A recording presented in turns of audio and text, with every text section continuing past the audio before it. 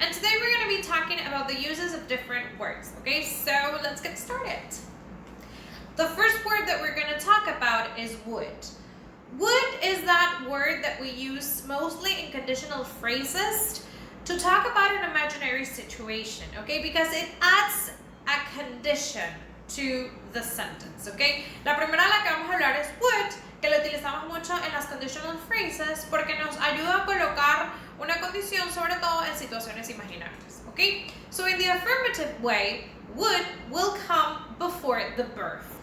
That means that it will come after the subject and before the verb. So kind of in the middle of the sentence, okay?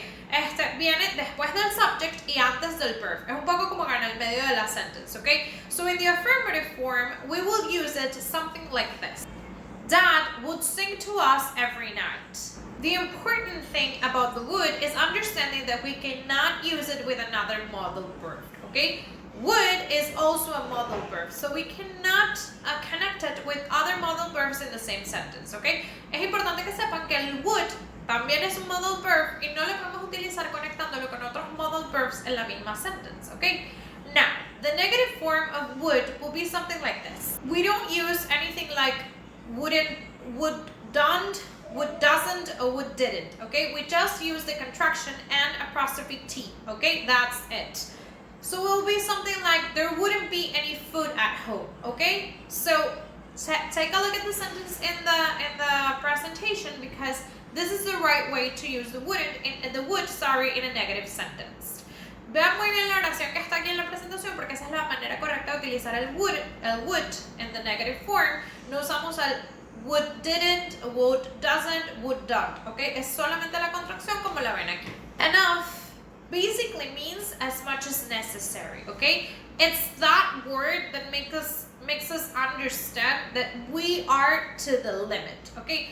Enough es esa palabra que nos ayuda a entender que estamos hasta nuestro límite, hasta tope, no cabe más, es mucho más de lo suficiente, okay? That's the real meaning of enough. And we use this word as an adjective, as an adverb, and even as a verb or as a noun, okay? So, again, enough can be used as an adjective, as a verb, as a noun, and even as an adverb, okay? So, enough, after the adjectives and the verbs would look something like this. I'm not tall enough to reach that tall shelf, or that spot in the tools shelf.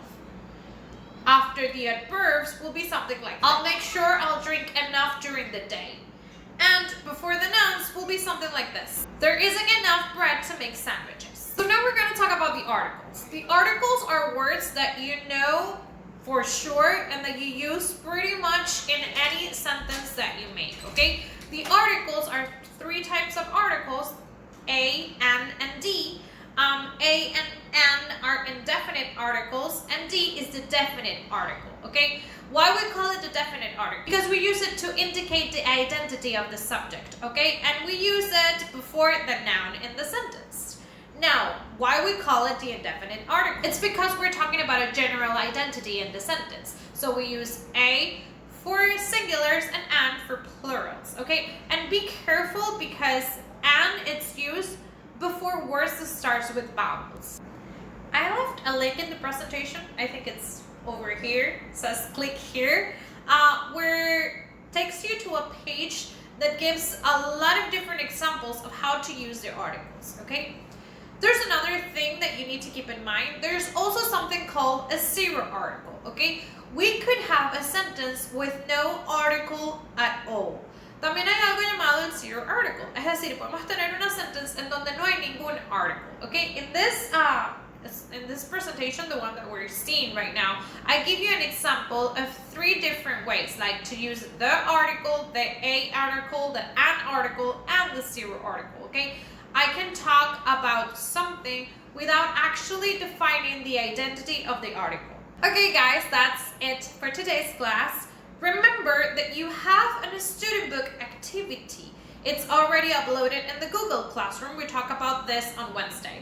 Recuerden que tienen una actividad del Student Book ya en su Google Classroom. It's page 6 and 7. Hablamos de esto el Wednesday. Así que si no lo han hecho, hoy es el momento perfecto para hacerla ya que vieron la explicación de la clase.